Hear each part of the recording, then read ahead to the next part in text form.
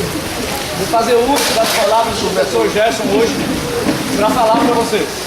Parabéns aí pelo louvor, pela música.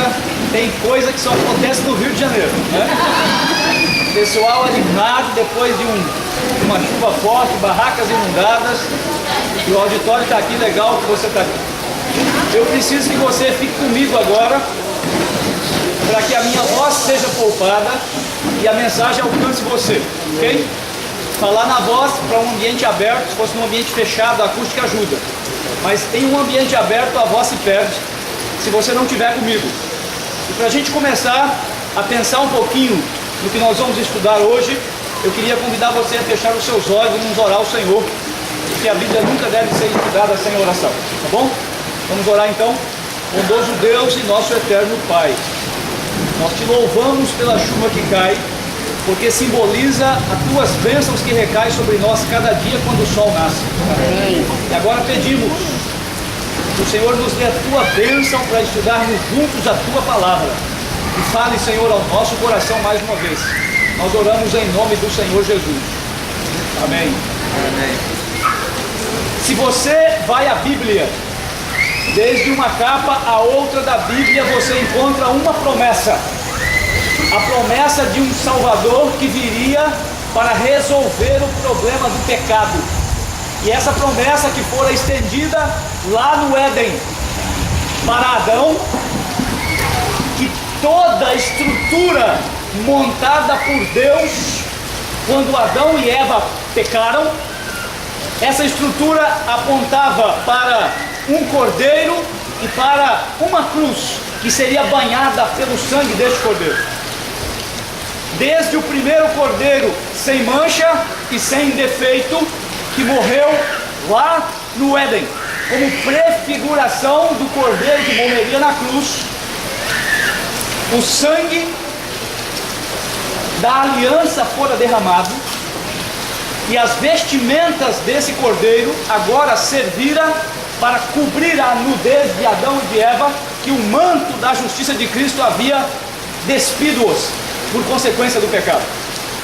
Então, desde que Adão e Eva saíram do Éden, que era o paraíso de Deus, lá, desde aquela geração primeira, nós temos um rastro de altares que foram erigidos, de animais que foram mortos, e desde então esse rastro de sangue e altares prefiguravam a salvação que fora outrora prometida. E quando você passa pelos livros da Bíblia, você tem esse rastro de sangue escrito por sacrifícios que prefiguravam e apontavam para a cruz em todos os livros da Bíblia simbolizados. Quando você passa e passeia pelas páginas da Bíblia, você encontra Jesus como centro em todos os livros da Bíblia. E a salvação que ele ofereceria é o centro do estudo da Bíblia, tanto no Antigo como no Novo Testamento. Então, sendo assim, antes de Jesus, tudo que foi escrito antes de Jesus, foi escrito para mostrar o que ele faria, a salvação que ele realizaria. O céu viria ao nosso encontro e daria tudo que o céu tinha. E tudo que foi escrito depois de Jesus foi escrito com a única fidelidade de mostrar o que ele fez. E como escaparemos nós da ira vindoura, pergunta a Bíblia, a ira de Deus sem mistura, se nós negligenciarmos tão grande oferenda que o céu faz. Portanto, depois de Jesus, não existe nada novo. Tudo que foi escrito antes foi escrito para mostrar o que ele faria. E tudo que foi escrito depois foi escrito para mostrar o que ele fez. Na Bíblia, Cristo é o que ele te oferece. Se ele oferece para você o pão para saciar a fome da alma, em outro lugar a Bíblia diz assim: eu sou o pão, você não quer vir e provar? Se ele oferece para você a água para saciar a sede do Espírito, a sede de Deus, que de nenhuma maneira pode ser saciada a não ser pela presença de Deus, em outro lugar a Bíblia diz assim: venha cá porque eu sou a água viva, venha beber e saciar a sua sede. Quando a Bíblia oferece para você o céu, Jesus fala: eu sou a porta, e ninguém vai chegar na presença do Pai se não passar por mim. Em qualquer lugar da Bíblia que você encontra a palavra salvação, você pode tirar a palavra salvação e substituir pelo nome de Jesus, que não muda o significado do texto, porque na Bíblia a salvação tem que ver com uma pessoa. A salvação na Bíblia é Jesus. Ele é o Salvador e Ele é a salvação.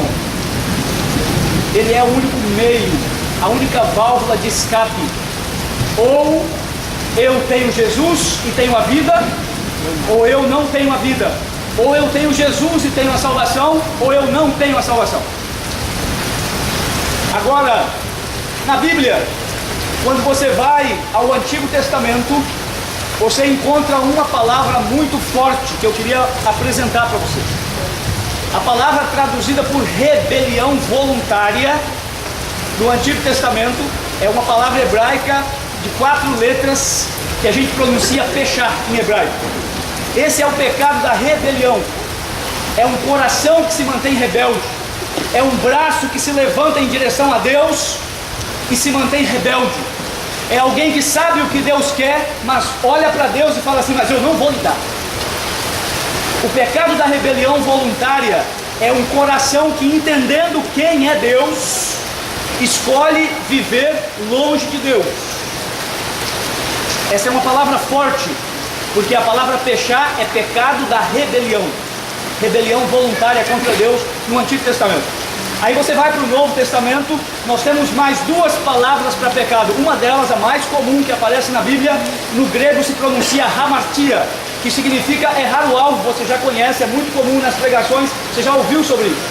Errar o alvo é o pecado quando ele acontece e você sai do projeto de Deus, transgride a sua vontade, transgride a sua lei, e aí então você passa voluntariamente a praticar o pecado. Então, errar o alvo é Deus ter um projeto de vida eterna para você. Deus quer que você chegue no céu. Ele já ofereceu tudo que Ele poderia te oferecer, porque o cenário está todo pronto. E então, negligenciando seguir o caminho que Deus tem para você, você segue o teu próprio caminho. O Espírito Santo fala ao teu coração: esse é o caminho, andai por ele, mas você quer seguir o caminho dos seus próprios pés.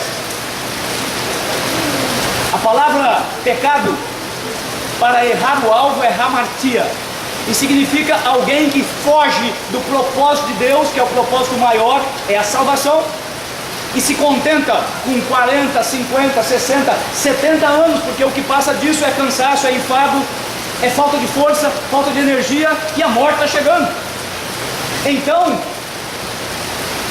há uma outra palavra na Bíblia, e é sobre esta palavra que eu gostaria de discorrer com vocês, porque na minha concepção como pastor, pelos estudos que eu já fiz, esta é a palavra mais forte e mais contundente para pecado que existe na Bíblia. Eu vou mencionar para você esta palavra, e esta palavra ela se resume na palavra iniquidade. Iniquidade. A Bíblia diz que o iníquo é o que pratica a iniquidade, e o iníquo não vai entrar no céu. Presta atenção. Por isso essa palavra é a palavra mais forte para pecado. O iníquo, o que pratica a iniquidade, ele não vai entrar no céu. O livro do Apocalipse diz que Deus destruirá o iníquo com a sua glória. Ele vai ser destruído com a glória de Deus. Pastor, quem é o iníquo? O iníquo, ele comete um tipo de pecado.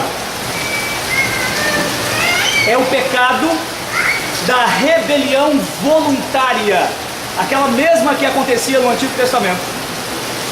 Agora, você encontra no Novo Testamento a palavra iníquo, carregada de um significado, de uma pessoa que está rebelde contra Deus, mas tem algo mais, porque ele se envolve voluntariamente na prática do pecado. O iníquo é aquele que vive praticando o pecado, entenderam? Vive na prática do pecado. Então, eu vou ler um texto da Bíblia com vocês, que é um dos textos mais fortes que tem na Bíblia. O livro de Hebreus, capítulo 11, no verso 26, capítulo 10, perdão, verso 26, o apóstolo Paulo escreveu assim, Hebreus, capítulo 10, verso 26, é Paulo que escreve, e olha o que Paulo diz, ele fala assim, se voluntariamente, algumas Bíblias usam uma palavra um pouco mais expressiva, se deliberadamente, sabe o que é deliberadamente? É por livre e espontânea escolha sem pressão. Se voluntariamente, se deliberadamente, por escolha pessoal, sem pressão, você escolheu viver assim. Veja, se deliberadamente, se de livre e espontânea vontade, eu escolho, eu decido viver no pecado, depois de ter recebido pleno conhecimento da verdade, de conhecer a Deus e o que Ele pede de mim, a sua vontade. Então o texto conclui, não resta mais sacrifício pelo pecado. Esse texto é forte, sabe por quê? Porque ele está falando de alguém que na Bíblia comete o pecado sem perdão. Por isso que o iníquo não vai estar no céu. Não é porque Deus não pode perdoá-lo. Não é porque a graça não pode alcançá-lo. Não é porque o Senhor não tem a solução para ele. É porque ele está tão envolvido com o problema do pecado. Ele está tão envolvido com a prática do pecado. A prática do pecado enraizou na sua história, que ele já não tem mais interesse pelas coisas de Deus.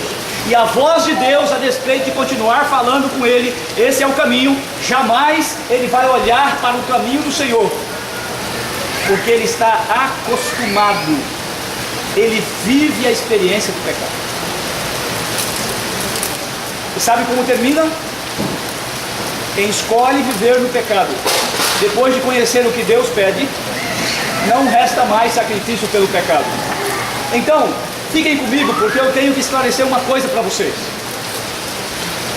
Tudo que Deus precisava fazer para que a gente alcançasse o céu e vivesse a eternidade, Ele já fez. A graça está à nossa disposição. Viver com Deus é uma experiência que demanda apenas uma decisão do coração. O resto não é com você, o resto é com Deus. Mas meninos e meninas que estão aqui, eu preciso falar para vocês, enquanto pastor, que você não deve brincar com o pecado, porque o pecado fere, o pecado destrói os sonhos e os projetos. O pecado nos afasta de Deus. O livro de Isaías, no capítulo 59, verso 2, diz que os nossos pecados fazem separação entre você e Deus, de maneira tal que Deus fala, mas você já não escuta mais, porque você está longe de Deus. A prática do pecado, ela traz consequências terríveis, porque a pessoa se acostuma a viver e transgredir a lei de Deus, infligindo voluntariamente a sua vontade, de modo que a prática do pecado faz a pessoa se apegar mais aos prazeres e aquilo que o pecado proporciona, sabe, do que as coisas de Deus. Então, nós corremos um grande risco. Qual é o risco que nós corremos? É brincar com o pecado. É brincar com o pecado. Não podemos brincar com o pecado, porque o pecado é como um vírus mortal, que afetou e infectou a raça humana. E eu e você, nós não estamos pecadores, nós somos pecadores. O pecado faz parte do nosso DNA. Pastor, quando é que esse negócio vai ser resolvido? A Bíblia diz: quando o mortal for revestido da imortalidade. Quando o meu coração, que é um coração de carne, complicado, que não obedece, for transformado pela graça de Deus. E então, tudo se faz novo, diz a Bíblia. Enquanto esse dia não chega, eu e você gostamos de pecar. Por isso a nossa única salvaguarda é viver a vontade de Deus para a nossa vida, porque nós gostamos. E aí tem um detalhe que complica as coisas, porque o inimigo de Deus, que é o seu inimigo em primeiro grau, ele sabe, ele conhece o que você gosta e quais são as coisas que lhe atraem. E a Bíblia diz que ele prepara os seus dardos como alguém que tem um alvo, e ele olha para você, e sabendo qual é o seu alvo, qual é o seu ponto fraco, ele vai atirar uma flecha exatamente aonde vai te incomodar. Então, não pensa você que o inimigo vai me tentar com cerveja, porque eu nunca tomei cerveja, porque eu não gosto de cerveja nem do cheiro, porque eu já fiz tantas palestras sobre alcoolismo, sobre tabagismo, porque eu sei os efeitos disso na família. Uma pessoa bebe, todos os demais sofrem e padecem. Eu sei quantas pessoas morrem de cirrose, eu sei os benefícios e os malefícios que a pessoa que está envolvida com álcool. Então, eu tive problemas assim na família. O inimigo não vai perder tempo me tentando com cerveja, porque cerveja não é tentação para mim. Mas o inimigo me conhece assim como conhece você, e ele sabe o que te agrada, ele sabe o que é tentação para você, ele personaliza a tentação, o momento certo, a pessoa certa, as palavras certas, o ambiente certo. No passado, meninos e meninas, no passado, se alguém queria se prostituir, tinha que procurar a periferia da cidade, aonde tivesse a casa da luz vermelha, lembra? E ali ele encontraria mulheres para se prostituir. Hoje, a tentação está personalizada e muito mais perto de vocês, porque você entra no seu quarto, você fecha a sua porta, você abre a tela do seu computador e o mundo de pornografia se abre diante de você nos seus aposentos. Você percebeu? E o inimigo sabe o que é tentação para você. Ele sabe quando abrir uma janela para que você adentre a essas janelas. E ele vai amarrando, e vai prendendo, e vai fazendo você vítima. Não brinque com o pecado, porque o pecado afasta você de Deus. Agora, o iníquo é aquele que vive a experiência do pecado como estilo de vida. Ele se acostuma a viver pecando, porque aquele que tem o Senhor e que vive com o Senhor, o pecado na sua experiência é acidental.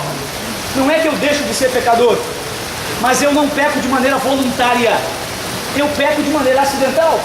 E então o pecado acidental é seguido por um arrependimento autêntico, e Deus aceita e Deus perdoa.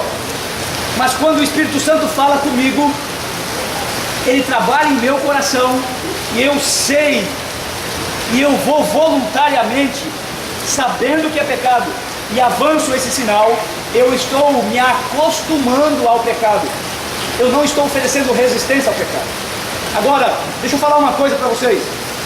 Não é possível você resistir ao pecado, não é possível você resistir ao inimigo na sua força.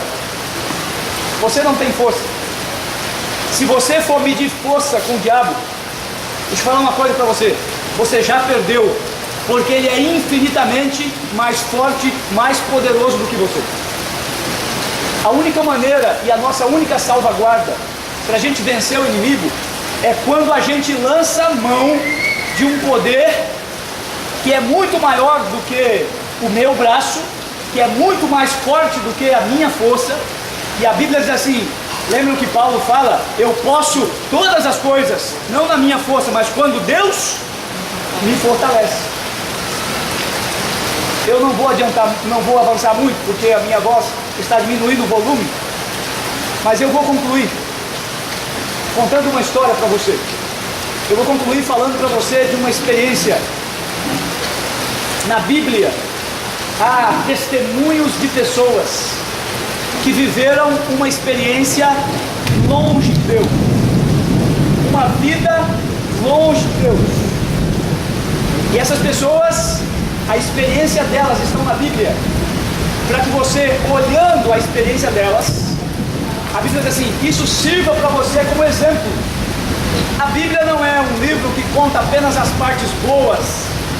A Bíblia conta os podres, para que você, olhando aonde eles caíram, você se fortaleça e busque poder e não caia.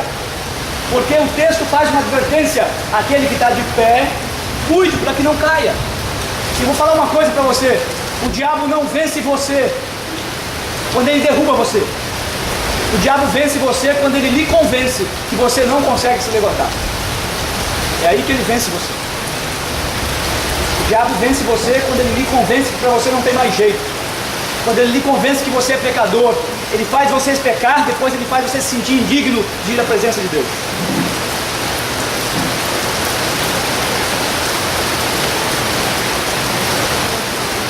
Vejam, o pecado afasta a gente de Deus. Depois que você está afastado de Deus, faz você se sentir indigno de ir à presença de Deus e mostra que você, e para o teu caso, não tem mais solução. Ele puxa o teu tapete. Você olha para frente e você não consegue ver a luz, porque o pecado faz separação entre você e Deus. No texto que a gente leu de Romanos, o apóstolo Paulo diz assim: aquele que voluntariamente escolhe viver no pecado. Hoje eu estava conversando com um grupo de pessoas e eu pensei se falava para vocês isso ou se não falava. Mas como a gente está aqui num ambiente de família, eu vou partilhar com você uma história. Vocês vão ser a primeira igreja que vai ouvir. Lá em casa, eu sou o filho penúltimo. Há um filho que era o mais novo. Meu irmão mais novo era aquele que me acompanhava nas artes. Quando tinha que fazer uma peripécia, era eu que planejava. Ele me seguia.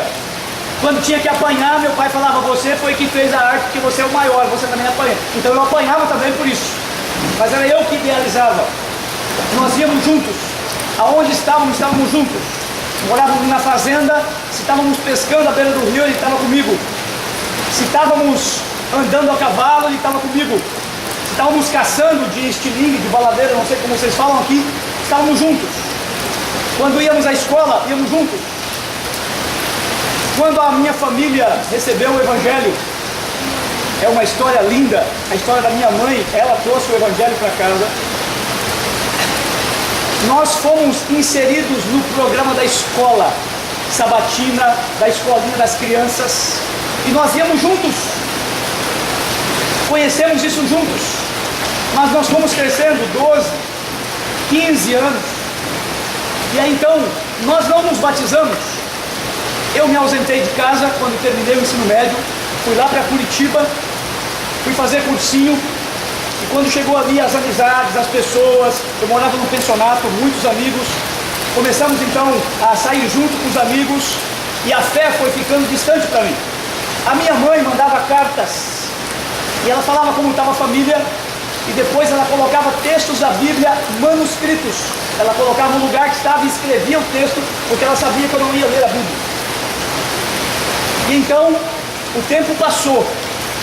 E quando chegou no final do ano do cursinho, estava perto do vestibular, um dos professores me chamou. Era um professor, gente muito boa. E ele disse assim: olha, eu estou te chamando aqui porque quando você chegou a fazer cursinho, você tinha um projeto de vida, tinha sonhos. E as coisas não estão indo muito bem.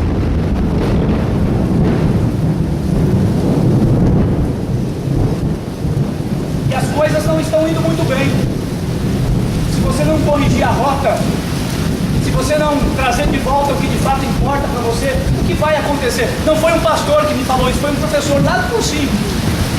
Mas eu voltei para casa pensativo, e eu disse: está faltando uma coisa na minha vida para que eu leve a sério, para que eu volte aos meus valores, aos meus sonhos. E então eu sentei em casa, o pessoal ia sair, final de semana, eu disse: eu não vou. E eu peguei a Bíblia que a minha mãe, é uma Bíblia que a minha mãe me deu, que eu tenho comigo aqui, ó. Essa Bíblia aqui, ó. Essa capa foi um presidiário que colocou, eu dei um estudo na prisão, estava muito velhinha a capa, e ele trabalhava com couros, e ele colocou couro de boi. E aqui dentro dessa Bíblia, que ficava embaixo de todos os meus livros da estante, tinha um calhamaço assim, de cartas que a minha mãe escrevia. Então, depois que todo mundo saiu, eu sentei em minha mesa peguei a Bíblia e peguei as cartas e comecei a ler os textos bíblicos que a minha mãe colocava ali. E então naquele dia eu tomei uma decisão, eu fiz um projeto, eu escolho que eu vou viver com Deus e vou voltar a minha vida para aquele conhecimento. Eu não me batizei, mas eu tinha a bagagem, a experiência da igreja. E então eu disse, hoje é o dia da decisão. E eu vou voltar-me para os caminhos de Deus. Foi uma história interessante porque eu combinei com um pastor lá do meu distrito, a minha mãe não sabia. No sábado ela foi para a igreja, eu não fui, fiz o meu culto em casa, porque nós combinamos que no domingo à noite seria o meu batismo, ela não sabia. A minha família ninguém sabia. Eu combinei com o pastor, ele preparou a festa, preparou todo o ambiente, ela insistiu comigo para que eu fosse à igreja domingo à noite, e eu disse a ela que eu não ia, e ela ficou com o coração apertado, e ela foi sozinha, mas quando ela saiu eu fui para o outro caminho, cheguei primeiro. Entrei lá no quarto e me preparei, o pastor fez uma mensagem, e lá no final da mensagem ele falava da minha história. Eu entrei no tanque batismal, a igreja não estava esperando, foi uma festa. O meu clube de desbravadores estava todo ali, todo mundo chorava, porque por muito tempo eles queriam que eu me batizasse. E foi uma festa. E nesse dia eu entreguei o meu coração ao Senhor.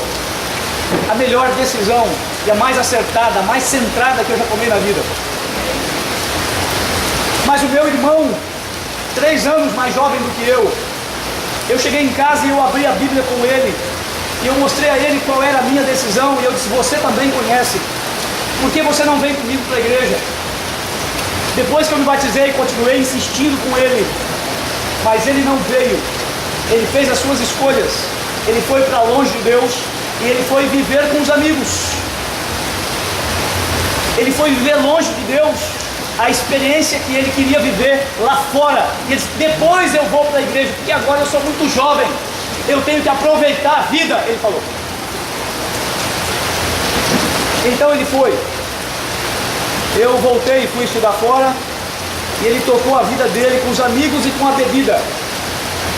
Bebia socialmente, a bebida foi se intensificando, os amigos e as festas foram se intensificando, e a bebida foi tomando espaço, e ele agora, nas festas que ia, ele bebia, caía, meu pai tinha que buscá-lo, alguém ligava e meu pai tinha que buscá-lo. E essa situação começou a ser frequente, e ele passou a ser dependente da bebida, bebia todos os dias, caía todos os dias. Um dia, meu pai o chamou, e disse a ele que não queria ver ele se matando, não queria ver ele morrendo, porque ele estava acabando com a vida dele. E entendendo que meu pai não queria ver, então meu pai não queria ele em casa, ele entendeu errado isso.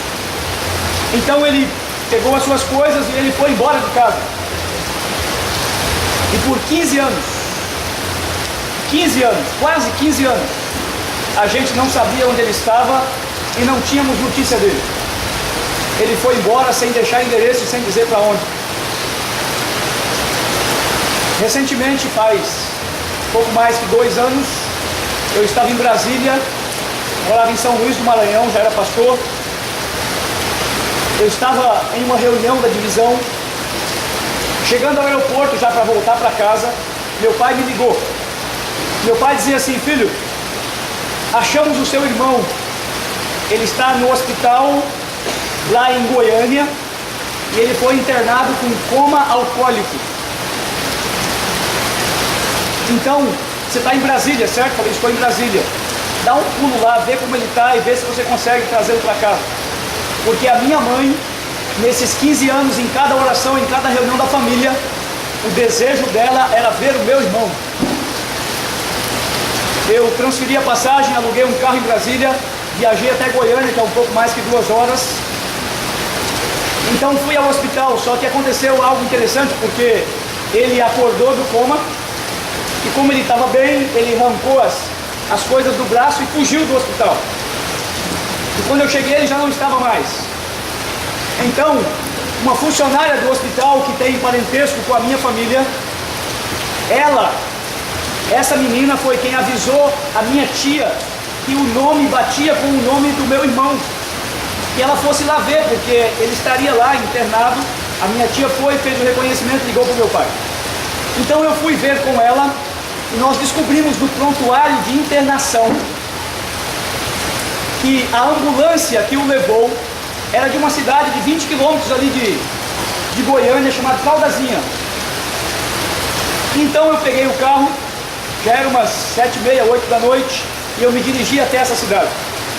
E quando eu cheguei, eu posso contar para você, mas eu não posso transcrever a cena que ficou guardada aqui na minha mente, porque ele estava deitado no banco da igreja.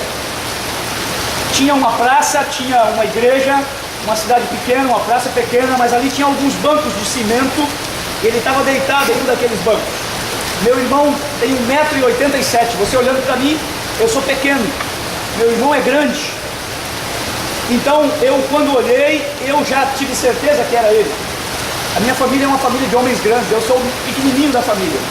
Meu pai tem 1,82 m, meu irmão tem 1,87 m, eu tenho um outro irmão que tem 1,90 m. Meu filho tem 1,83 m, já passou muito. Então ali estava o meu irmão, e eu olhei, e ele estava dormindo no banco, bêbado. A sua roupa estava molhada de xixi. Ele vivia como um mendigo já há 15 anos. E eu olhei o meu irmão deitado lá e eu comecei a passar em minha cabeça as cenas que nós vivemos juntos. As escolhas que eu fiz e as escolhas que ele fez. E eu fiquei chorando ali por um bom tempo. Até que abri a porta do carro e fui onde ele estava. Toquei no seu pé.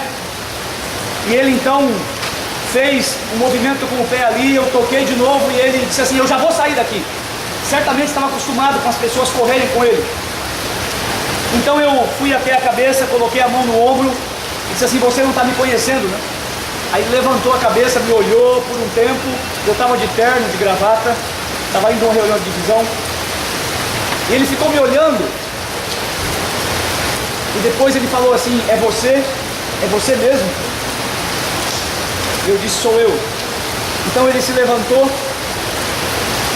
e nós ficamos quase até 1h da manhã conversando. E eu o convenci, primeiro, a voltar para casa. Segundo, fazer um tratamento em uma clínica especializada. Eu disse, só vou mandar você para casa se você aceitar entrar em tratamento. E ele aceitou. E eu fui levá-lo ao hotel. O carro, ele entrou no carro, eu tive que ir higienizar o carro para entregar, porque ficou um cheiro insuportável. Chegamos ao hotel, eu queria levá-lo para tomar banho. A pessoa da recepção não permitiu, porque o cheiro estava terrível. Mas tinha lá no fundo um pátio e havia um banheiro. Então eu pedi se ele podia tomar banho lá. E ele foi para lá, eu peguei uma roupa minha, entreguei a ele. No outro dia cedo ele foi tomar café, enquanto eu fui comprar uma roupa para ele. Levei-o ao aeroporto, comprei uma passagem, Brasília, Campinas, e o meu irmão e o meu pai foi esperado no aeroporto. Foi a casa do meu pai, foi uma festa. A minha mãe então deu a ele comida, deu uma cama, e o meu pai comprava 1 litro de pinga todo dia para ele tomar em casa. Porque se ele ficasse sem pinga, ele começava com uma tremeção e dava uma agitação nervosa e ele ficava muito mal, começava a sentir sintomas da abstinência, não é? Então, até que ele fosse para o tratamento, meu pai decidiu que ele tomaria bebida em casa. Eu iria a São Paulo 40 dias depois. Então eu combinei que quando eu fosse, eu o levaria para uma clínica. E assim foi. Só que 20 dias depois que ele estava bem, já estava melhor, comendo a comida da mamãe, então eu liguei, conversei com ele, ele falou, não vou mais para a clínica, eu já estou bem, eu não preciso mais, eu não vou mais para a clínica, mas bebia 1 litro de pinga ou 2 todo dia. Eu disse, não, você vai ter que ir à clínica. Ele disse, não, eu não vou mais. Então liguei para o meu irmão, conversei com meu pai, pegamos uma autorização judicial para uma internação involuntária. E quando eu fui, levei comigo uma ambulância, 2 camaradas que pareciam mais um guarda-roupa, Eles entraram, ficaram um no portão de um lado, no portão de outro. E chegando lá, conversando com ele, ele falou, eu não vou. Então eles entraram. Eu disse, olha, você não tem opção. A casa do meu pai não tem saída para o fundo, só tem para frente. Eu disse, olha, ou você vai por bem, ou você vai por mal. Nós temos uma ordem judicial, porque você precisa de ajuda. Ele aceitou então, fez a mala, foi por bem. Me custou uma grana alta, porque eles cobraram lá esse deslocamento dele. Durante o tempo que ele ficou hospitalizado, 12 meses nessa clínica, ele teve acompanhamento psicológico, clínico, desintoxicação e a libertação da bebida. 1 ano sem beber. Outra pessoa, uma Bíblia, ele começou a estudar a Bíblia.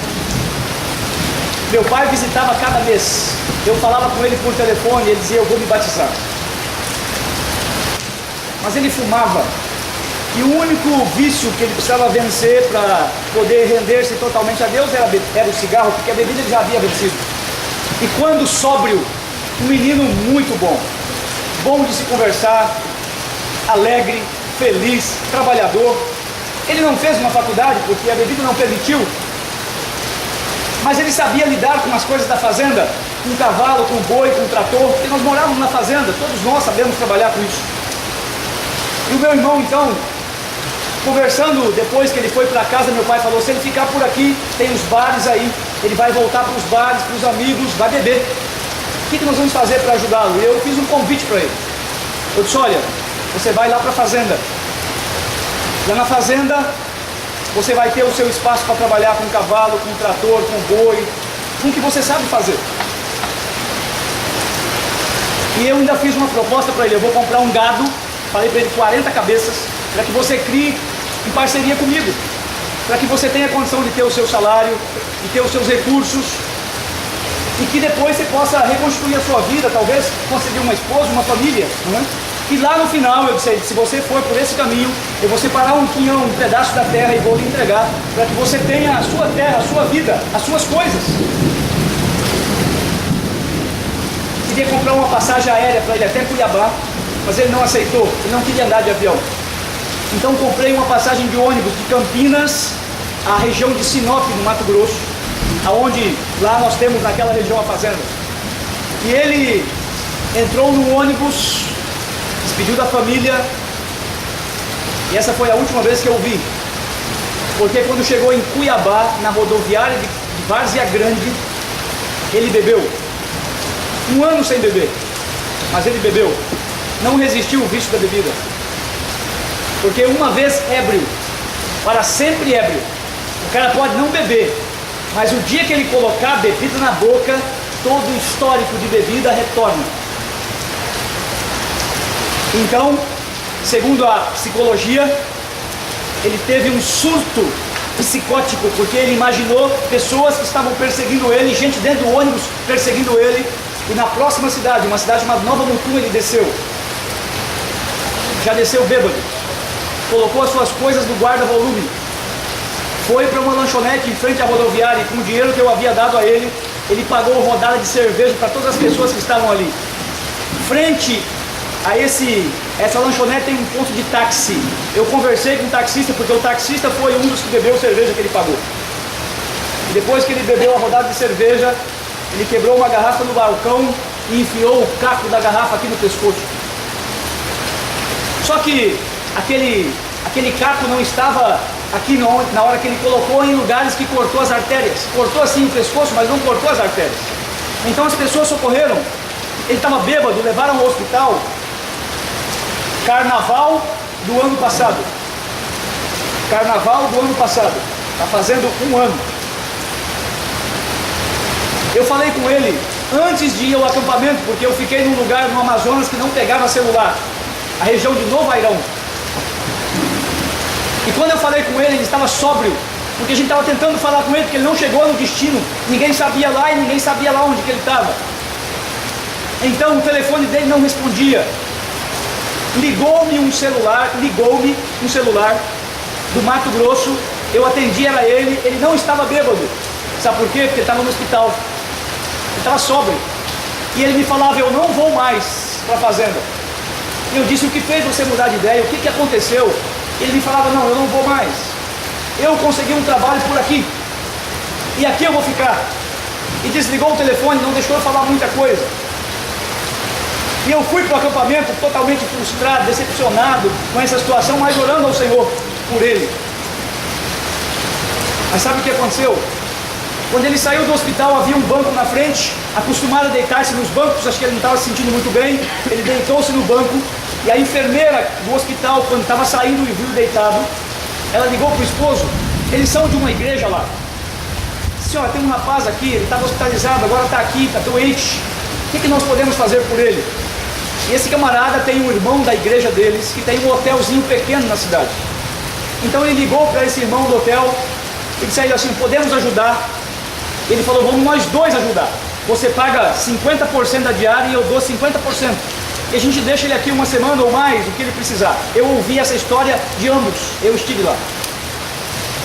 Então, somente com a roupa do corpo, calça e camisa, ele entrou no carro e foi levado até a portaria do hotel. E subiu para um apartamento no segundo andar. Mas no outro dia, ele não desceu para o café. Quando deu a hora do funcionário ir embora, porque é sábado, né? O funcionário vai embora meio-dia, 2 da tarde e não volta mais. Então, queria saber se ele queria que fosse arrumado o quarto. Então ligaram, mas o telefone não respondeu. A menina bateu na porta, a camareira não atenderam.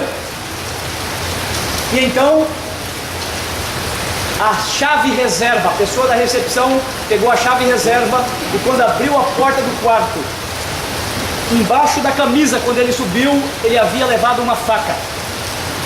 E ele pegou aquela faca com as 2 mãos e ele cravou em cima do coração. Entrou um tanto assim, eu vi a faca na delegacia, entrou um tanto assim no peito, partiu o coração no meio, de modo que ele morreu instantaneamente. O sangue havia coberto o chão.